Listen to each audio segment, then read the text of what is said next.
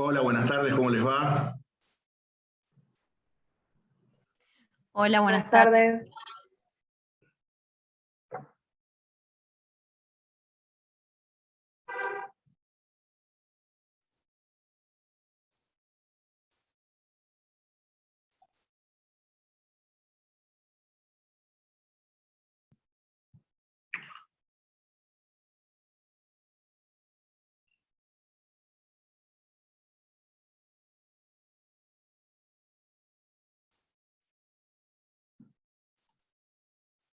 ¿Cómo les va? ¿Bien? Buenas tardes, sí, bien. Bueno, más o menos ya somos 30, podemos ir arrancando.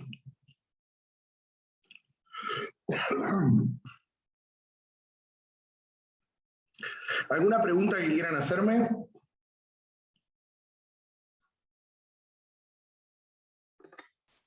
Sí, profesor, el trabajo es en forma individual, ¿verdad? ¿O se puede hacer grupal también? No, es individual. Es un trabajo de interpretación de texto puro. Ok, gracias. El trabajo tienen tiempo hasta el jueves que viene para entregarlo.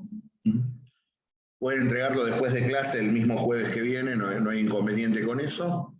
Lo tienen que entregar a través del Classroom, por eso hoy les pedí que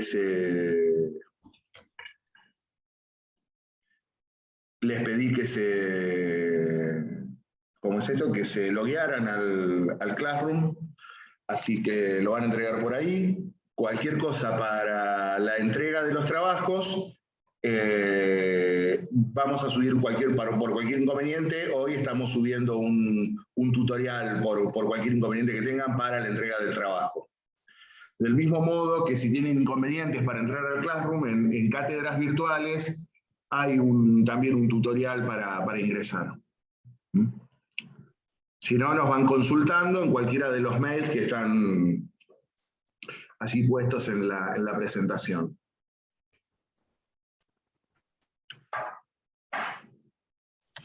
¿Alguna otra pregunta?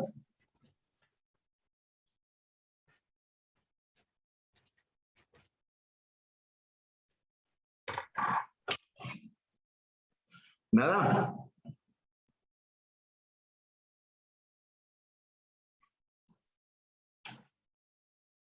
Bueno, vamos a ir continuando un poco con el temario, entonces, si no tienen dudas. A medida que vayamos avanzando, seguramente van a ir preguntando, calculo. Son las primeras clases, hay que romper el hielo todavía.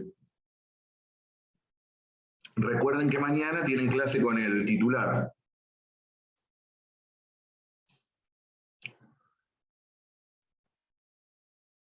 Bien, nosotros ayer hicimos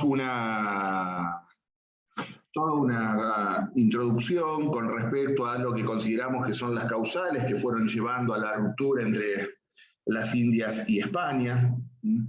Hemos visto ese proceso marcado por la aplicación de determinadas políticas por parte de la Casa de Borbón como dinastía reinante en España, que fueron los que llevaron y coadyuvaron a que comenzara a generarse el resquebrajamiento del viejo imperio colonial español.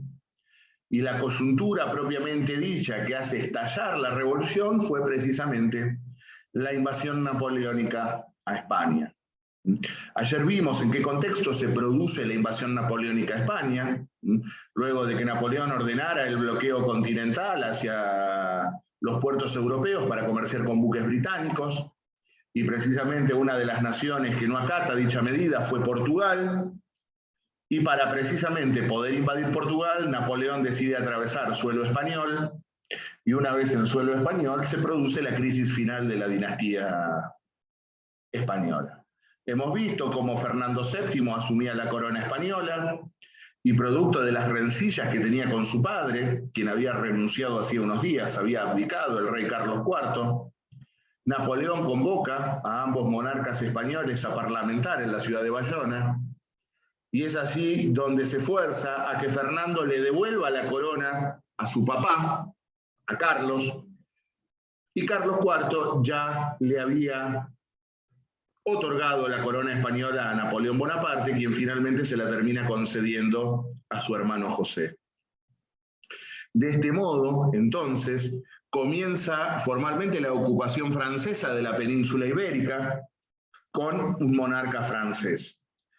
Y la coronación, precisamente, del monarca francés es lo que genera el estallido de la Guerra de la Independencia Española, como se la conoció, que se extendió entre 1808 y 1814, el lento proceso a través del cual el pueblo español decide desconocer la autoridad del príncipe invasor, decide desconocer la autoridad del príncipe francés, y lentamente, a través de los viejos municipios castellanos, de los viejos municipios de los distintos pueblos y villas españolas, deciden formar juntas de gobierno en nombre del rey cautivo.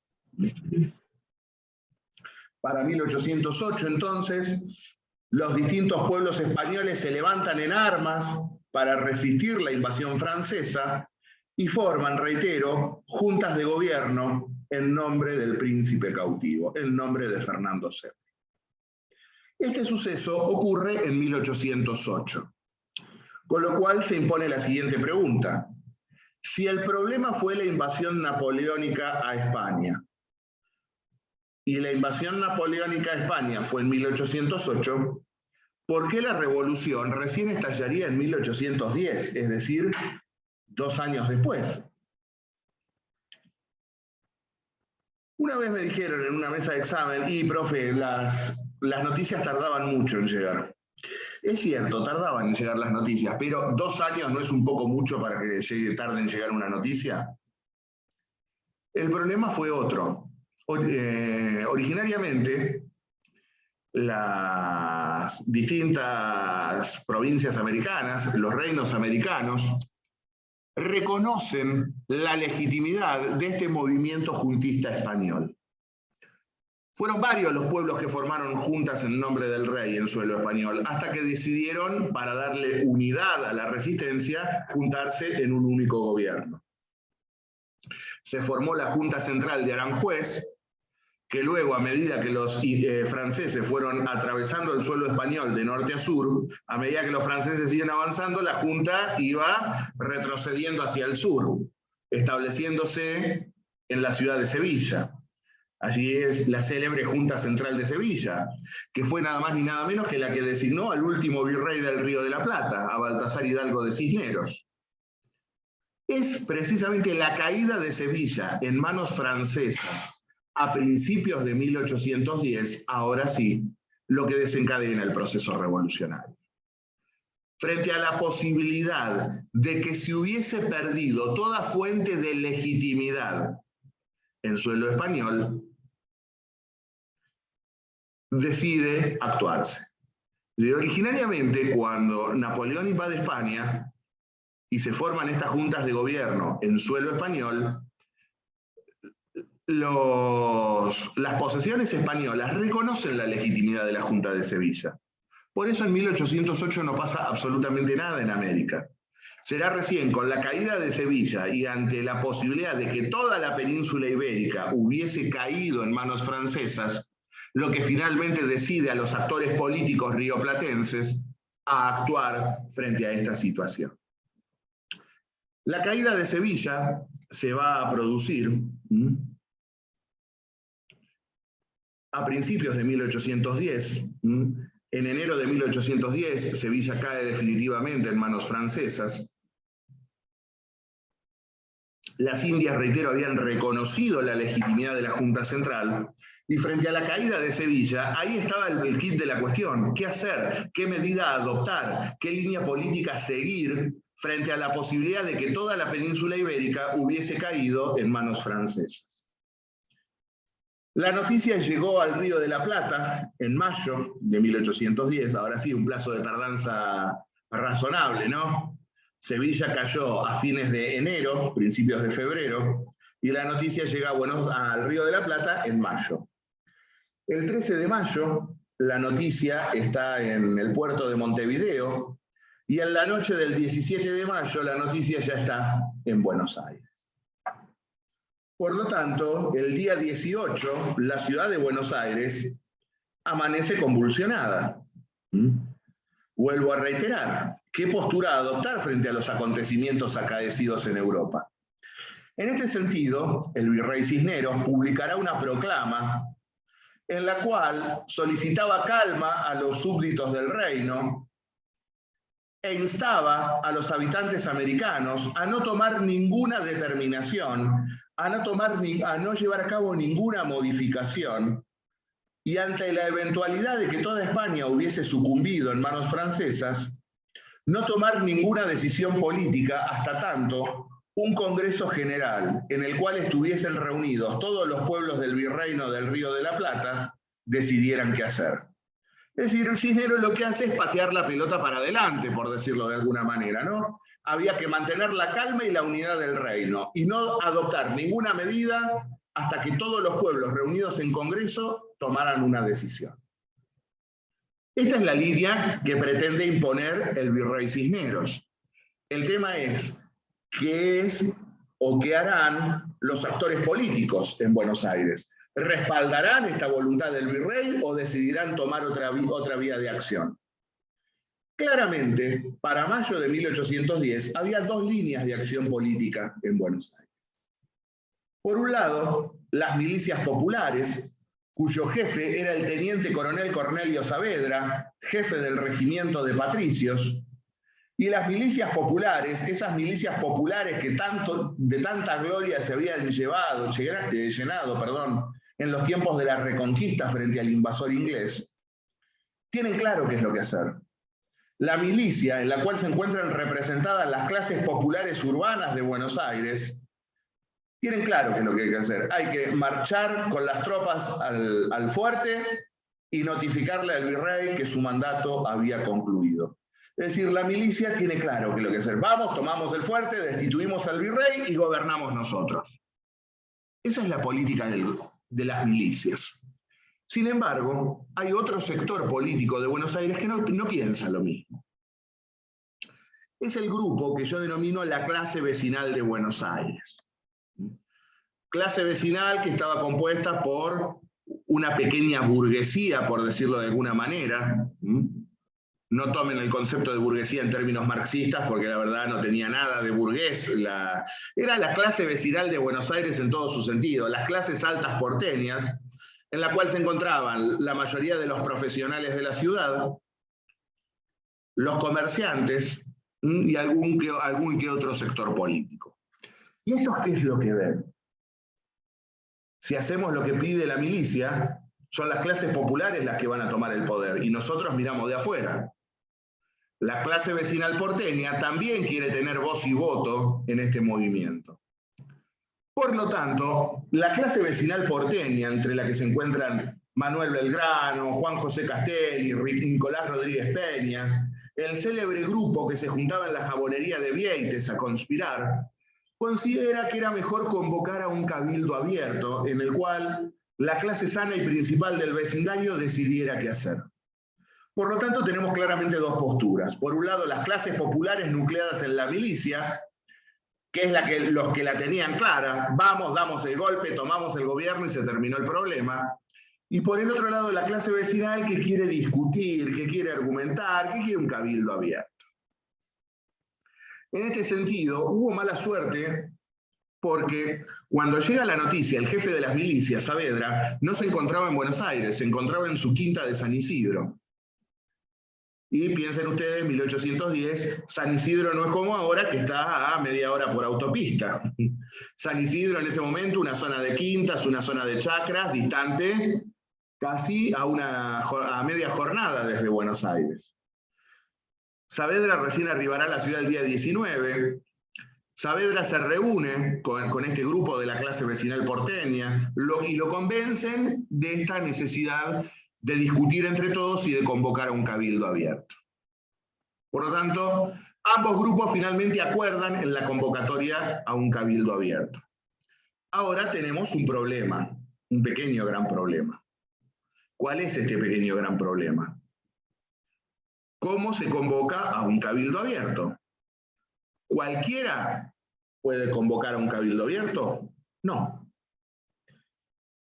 Ambos grupos, reitero, elevan al virrey un petitorio el día 19 para la convocatoria a un cabildo abierto. Quien tiene la llave del cabildo abierto, la autoridad política que tiene la potestad jurídica de convocar un cabildo abierto, es nada más ni nada menos que la máxima autoridad política del lugar. Buenos Aires, en tanto capital virreinal, su máxima autoridad es el virrey. Por lo tanto, es el virrey Cisneros quien tenía en sus manos la potestad de convocar o no a este dichoso cabildo abierto. Y obviamente, Cisneros era español, era militar, pero no era tonto. Sabía que todo el mundo estaba conspirando en su contra y no tenía la más mínima intención de convocar a una asamblea que sabía que tenía intenciones de derribarlo.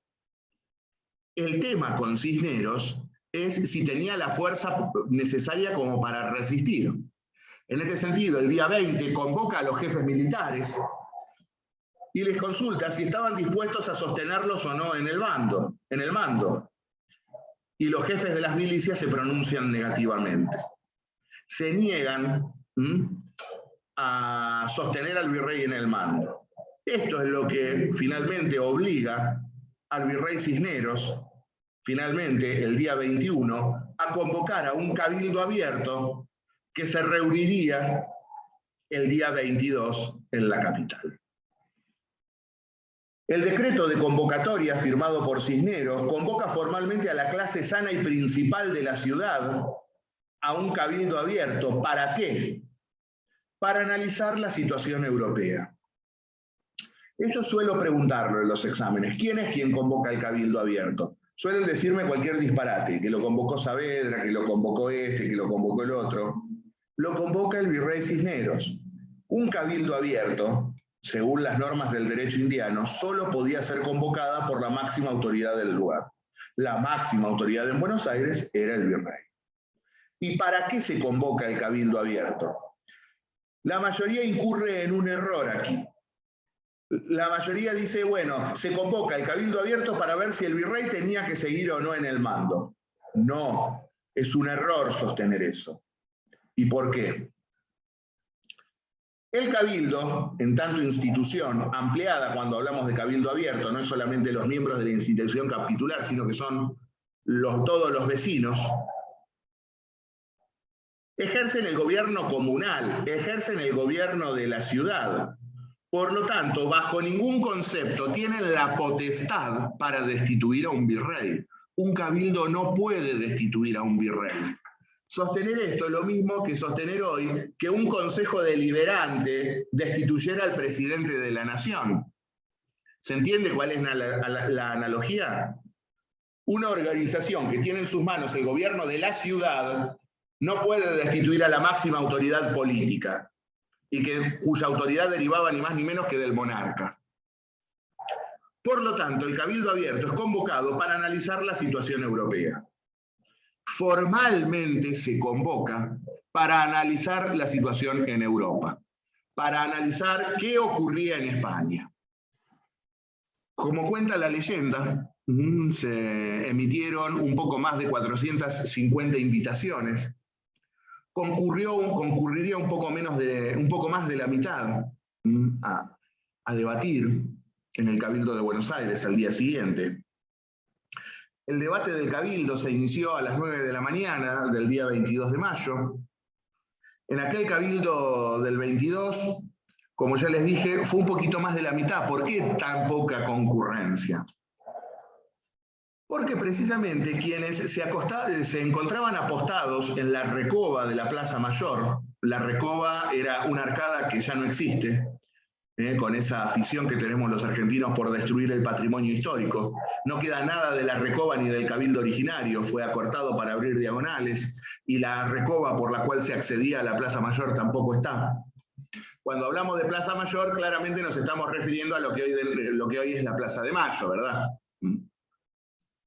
Y así, en la entrada de la Recoba, se encontraban nada más ni nada menos que dos representantes de estos dos grupos políticos que actuaban en Buenos Aires, diciendo quién entraba y quién no entraba. Estos dos sujetos que estaban allí eran nada más ni nada menos que Antonio Luis Beruti, representante de la clase vecinal porteña, y el coronel del regimiento de la Estrella, Domingo French. Los célebres French y Beruti, que no estaban repartiendo cintitas, escarapelitas y todas esas estupideces que dice la historia escolar, o el Villiquen. Ustedes son demasiado chicos para saber lo que era el Villiquen. Era con lo que nos torturaban a nosotros en el colegio en aquella época. La revista juvenil por excelencia en aquella época. Anteojito, Villiquen, esas eran las porquerías que nos daban para leer. Denota mi edad también mencionar esto. Y bueno, precisamente estos dos, los que estaban ahí, eran los que tenían el pase y santo, el santo y seña, mejor dicho, para ver quién podía entrar y quién no podía entrar. Suele decirse que las invitaciones fueron labradas con un doble sello. Ese doble sello permitía identificar quiénes estaban con la revolución y quiénes no. Y estos dos estaban ahí verificando eso. Los que tenían doble sello entraban, los que no tenían ese doble sello, afuera, no entran. Y si querías entrar, como ya les digo, tenían la fuerza. No eran dos carmelitas repartiendo cintitas, eran dos hombres de acción y dispuestos a abrir fuego si era necesario. Luego veremos la trayectoria de estos dos muchachos, French y Beruti. Hubo gente que estaba en contra de la revolución, a la cual no podían hacerse los tontos y no dejarlos pasar. Las autoridades eclesiásticas, los funcionarios de la audiencia, funcionarios oficiales, oficiales del ejército, lógicamente los tuvieron que dejar pasar, pero del vecindario común a los que se habían pronunciado en contra no los dejaron pasar. Y es así entonces como el día 22 se inicia el debate. El debate nosotros solemos reducirlo a 4 posturas, porque fue un debate largo, se habló mucho, hablaron muchos también. Nosotros lo reducimos a la exposición del representante de la Iglesia, el obispo Lué, el obispo de la catedral, Benito Lué y Riega. Los argumentos también esgrimidos por el doctor Juan José Castelli, quien luego sería miembro de la Junta. Los argumentos del fiscal de la audiencia, Genaro Villota. Y los argumentos de Juan José Paso, quien también sería luego secretario de la Junta. Es decir, los 4 argumentos que tomamos. Para los futboleros, la línea de 4, Lué, Castelli, Villota, Paso. Son las 4 posturas que analizamos cuando hablamos de los debates del Cabildo. No se conservan las actas del debate, es decir, no hay documentos oficiales que den cuenta de lo que se debatió. El debate fue reconstruido sobre la base de testimonios orales que recabó Mitre, de los protagonistas que quedaban vivos al momento de escribir su historia. En lo único que debemos coincidir con Mitre, nosotros, en esto de lo que se dijo allí en las jornadas del 22 de mayo. Y reitero, quien abre el fuego en el debate es el obispo Lué. Y el obispo Lué fue quien reprodujo argumentalmente con toda su crudeza el pacto colonial. Las Indias pertenecían a España y por lo tanto a España se le debía acatamiento y obediencia. Y ante la eventualidad de que España hubiese sido definitivamente invadida por los franceses, a cualquier porción de territorio español libre se le debía obediencia. Y si ya no quedaba nada de España libre, a cualquier español. Y si ya no quedaba ningún español, recién ahí sí el poder retrovertía al pueblo americano. Es decir, a España, a cualquier español, la última ratio era que el poder pasara a los americanos. Y cuando ya no quedara un solo español libre, recién allí el poder pasaría a los españoles americanos. Quien va a contestar estos argumentos, como verán, esta fue la postura del obispo de la catedral, y ya empiezan a ver que siempre la Iglesia estará en la vereda de enfrente de toda causa independentista, de toda causa nacional, de toda causa popular y de toda causa progresista. La Iglesia argenta ha sido la cosa más retrógrada y conservadora que pueda considerarse. En sí misma es una institución conservadora. Quien va a contestar, reitero, será el doctor Juan José Castelli. De profesión, lo que están estudiando ustedes, abogado. Y aquí empezamos los abogados a hacer lío en la historia argentina. El país se manejó maravillosamente bien hasta que aparecimos los abogados y empiojamos todo. Y Castelli, traería como argumento algo que hemos visto ayer. La doctrina de la escolástica tardía acerca del origen de la soberanía y de la autoridad civil. ¿Qué es lo que establece o qué es lo que dice Juan José Castelli? Miren, nosotros le juramos fidelidad al rey, no a España. Pertenecemos al rey, somos posesión patrimonial del rey. En efecto, las bulas papales del año 1493 habían efectuado una donación de estos territorios a la reina de Castilla. Por lo tanto, no era al Estado español a quien se le debía acatamiento y obediencia, sino que la única fuente de legitimidad era el rey. Y el rey no está. El rey está cautivo, y la última fuente de legitimidad, que era la junta que gobernaba en nombre del rey cautivo, ha desaparecido. Por lo tanto, corresponde que el poder político quede depositado en nosotros. La soberanía debe retrovertir en el pueblo americano. Era la más pura tradición del derecho público monárquico español. Era ni más ni menos que aquella doctrina que los jesuitas venían enseñando en las universidades desde los tiempos de Fray Francisco de Suárez. Y claro, tenía razón Castelli. Castelli les contestó con el derecho español en la mano. E incluso para el derecho español, dice, nosotros no le debemos obediencia a España o al Estado español, solo al rey, y el rey no está, y el que gobernaba legítimamente en nombre del rey tampoco está, por lo tanto la soberanía debe retrovertir al pueblo de Buenos Aires. Quien sale a zanjar la cuestión es el síndico procurador del Cabildo, Manuel Leiva. Leiva, ¿qué es lo que dice? Bueno, el doctor Castelli ha introducido aquí una cuestión novedosa. ¿Cuál es? La de si el virrey debe continuar o no en el mando y quién debe subrogarse en ese mando.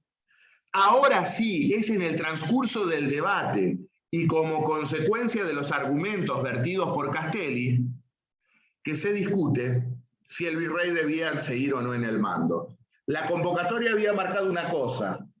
Es durante el transcurso del debate y como consecuencia de lo argumentado por Castelli, que ahora sí, vamos a discutir si el virrey debía continuar gobernando o no, y en todo caso, quién debía reemplazarlo. Ahora sí, va a aparecer uno de los sujetos que yo les mencioné hoy. El fiscal de la audiencia, Genaro Villota. La audiencia era el máximo tribunal de justicia. En regla general, los máximos tribunales de justicia en América eran las reales audiencias. El fiscal ante la audiencia era Genaro Villota. Podríamos decir que como fiscal de la audiencia era el abogado del virrey, por decirlo en términos coloquiales. Otro abogado. Y Villota, ¿qué es lo que va a decir? Conocedor del derecho español, dice, tiene razón Castelli. No encontrándose el rey legítimo ni gobierno legítimo alguno, la soberanía retrovierte a los pueblos. Pero fíjense el término que usa, los pueblos. Utiliza el término en plural. ¿Y por qué dice esto? Porque la soberanía debía retrovertir a todos los pueblos del virreino. Lo que dice Villota es, miren, la soberanía retrovierte a todos los pueblos, no solo a Buenos Aires, retrovierte a Córdoba, retrovierte a Salta, retrovierte a Tucumán, retrovierte a Montevideo, retrovierte al Alto Perú, retrovierte a Asunción.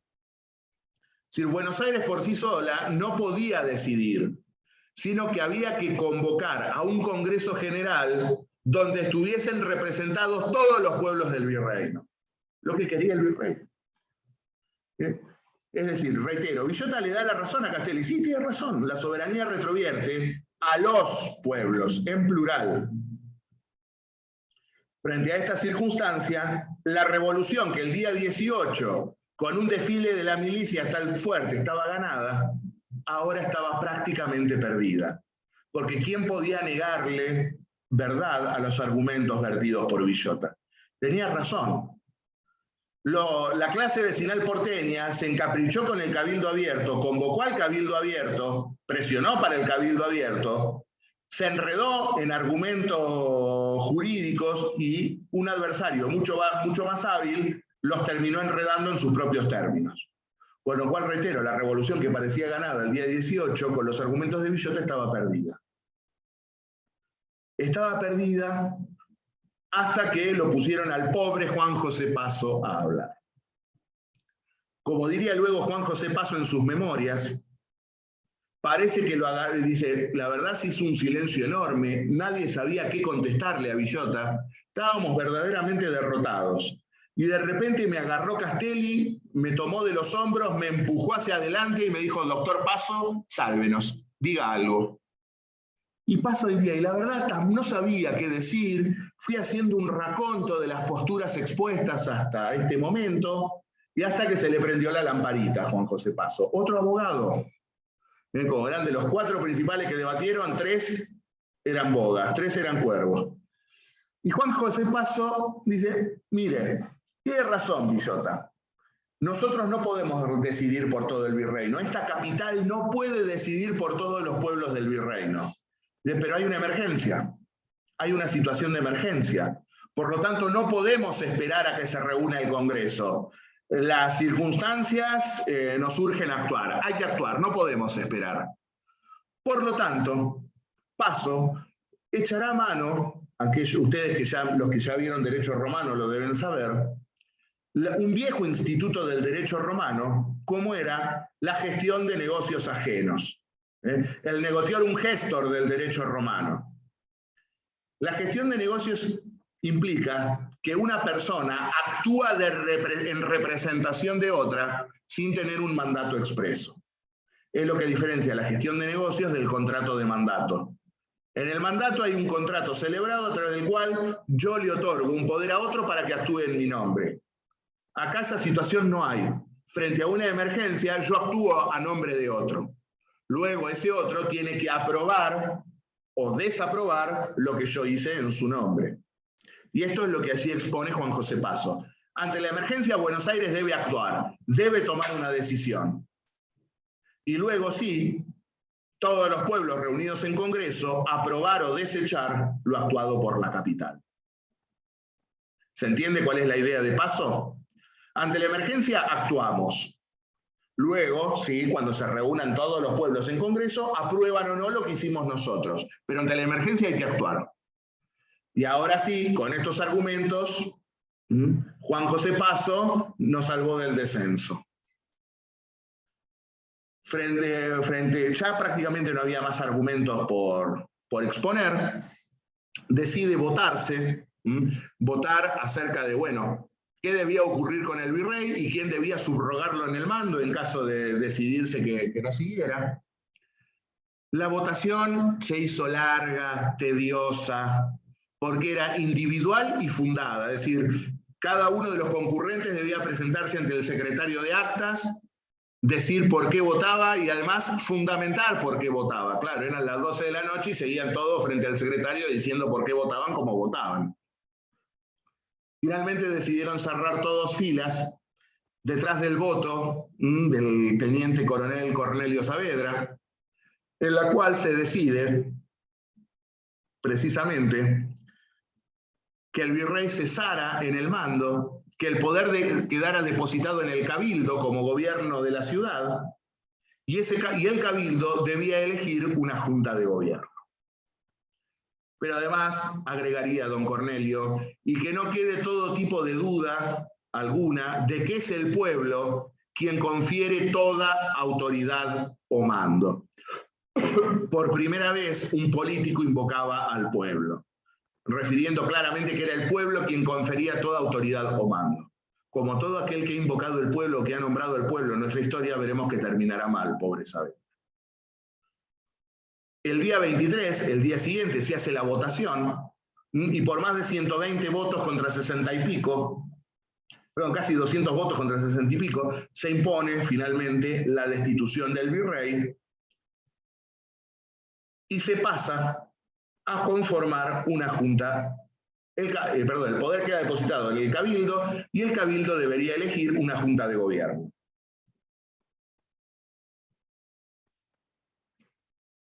Reitero, el día 23 se hace el escrutinio, el cabildo es quien asume la soberanía, reitero, y el día 24 de mayo el Cabildo de Buenos Aires elige una junta de gobierno, que estaría compuesta por un presidente y 4 vocales. Los vocales serían Juan José Castelli, Cornelio Saavedra, claramente, uno de los más principales representantes de la clase vecinal porteña, el jefe de las milicias, claramente, el Cabildo veía quién eran los líderes, Juan Nepomuceno Solá, en representación del clero, era cura de Pergamino, quien estaba presente en el Cabildo, y Manuel Santos Inchaurrey, representante de los sectores del comercio. Estos 4 vocales conformarían la Junta. Y acá viene el chiste. ¿Quién iba a ser el presidente de la Junta? El flamantemente destituido virrey. El virrey dejaba de ser virrey para ser presidente de la flamante Junta de Gobierno.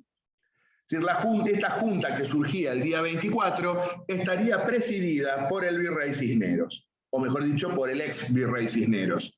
Y además, no solamente era el presidente de la Junta, sino que tenía el mando de las tropas. Esto y burlar la decisión tomada en el Cabildo era más o menos lo mismo. Y reitero, los vocales fueron Saavedra, Castelli, Solá e Inchaurrey. Y esta Junta toma posesión del mando a la tarde del 24 de mayo. Tipo 4 de la tarde tomó posesión del mando. Para las 8 de la noche habían renunciado todos. Porque claro, esta Junta generó la reacción en Buenos Aires. Rápidamente todas las milicias se acuartelan, se ponen en estado de emergencia, lo llaman a Saavedra y le dicen: vení, Cornelio, ¿vos estás loco? ¿Qué hiciste? ¿Destituimos al virrey para que ahora elijan una junta que presida el virrey? Renuncia, más te vale que renuncies. Lo propio ocurre con la clase vecinal porteña, lo llaman a Castelli y dicen: ¿pero qué hiciste? Para esto hicimos el Cabildo, para darle el gobierno al virrey, al ex virrey. Y renuncia Saavedra, renuncia Castelli, y rápidamente se imponen las renuncias de Solá y de Inchaurrey. Quedaba la figurita difícil todavía, había que imponerle la renuncia al virrey. Con lo cual, la noche del 24 al 25 fue una noche agitada. Como cuenta la leyenda, nadie pegó un ojo en aquella noche en Buenos Aires. Reitero, todas las milicias estaban acuarteladas. También había reuniones de los profesionales y de los sectores vinculados al comercio de Buenos Aires. Y en la mañana del 25, cuando deben reunirse los miembros del Cabildo para analizar estas renuncias, los peticionantes ingresan a la sala capitular y le imponen al Cabildo una nueva junta. Allí irrumpen las milicias, entre otras acaudilladas por Feliciano Chiclana. Chiclana le dice a los miembros del Cabildo: ustedes se han excedido y han burlado el mandato que se les ha conferido, por lo tanto no tienen margen de maniobra, esta es la junta que desea el pueblo. Parece que Leiva, uno de los miembros del Cabildo, se mandó la bravata: bueno, si esa es la voluntad del pueblo, díganme dónde está el pueblo, salgamos al balcón del Cabildo y miremos dónde está el pueblo, que no lo veo. Chiclana se lo dijo: ah, ¿querés saber dónde está el pueblo? Tocá la campana del Cabildo y vas a saber dónde está el pueblo. Ya le copaban la plaza en 5 minutos. Leiva no quiso averiguar si se la copaban o no. Lo cierto es que el Cabildo termina aprobando la junta que le imponen los peticionantes. Y el 25 de mayo surgirá entonces por primera vez un gobierno propio. La Junta de Mayo, más conocida por ustedes como Primera Junta de Gobierno. Y ahora sí, estaría presidida por Cornelio Saavedra y formada por 6 vocales.